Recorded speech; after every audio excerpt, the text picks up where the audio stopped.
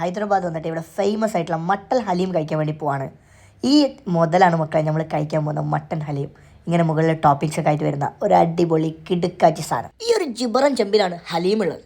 Order വരുമ്പോൾ മൂപ്പരതാ അതിൽ വാരി കോരിയാണ്ട് കൊടുക്കുകയാണ്. നെയ്യ് ഒഴിക്കാൻ ഒരാൾ, ടോപ്പിങ്സ് ഇടാൻ ഒരാൾ, 100-ൽ പല ആൾക്കാർ ഇവിടെ സപ്ലൈക്ക് മാത്രം ഉണ്ടെന്ന് പറഞ്ഞാൽ വിശ്വസിക്കും. അത്രയും തിരക്കുള്ള ഹൈദരാബാദിൽ എന്നല്ല, ഇന്ത്യയിൽ തന്നെ ഏറ്റവും മസ്റ്റ് ട്രൈ ആയിട്ടുള്ള ഹലീമാണ് നമ്മൾ ഇന്ന് ട്രൈ ചെയ്യുന്നത്.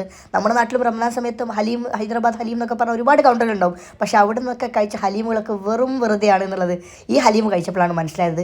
ഈ ഒരു തിരക്കിനുള്ളിൽ കൂടി ഒരു സീറ്റ് ഒപ്പിക്കുക എന്നുള്ളതാണ് അടുത്ത വലിയൊരു ടാസ്ക്.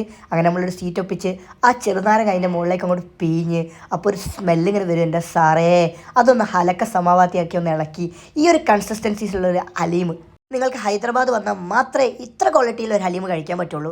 ഇത് കഴിച്ച് കഴിഞ്ഞാൽ നിങ്ങളെ കിളി പോകുന്നുള്ള കാര്യം ഉറപ്പാണ്. പിന്നെ അത് നിർത്താനും പറ്റില്ല. ഈ ഒരു പോർഷന് ചാർജ് ചെയ്യുന്നത് 300 രൂപയാണ്. നമ്മൾ കഴിച്ചത് ഫേമസ് ആയിട്ടുള്ള പിസ്ത ഹൗസ്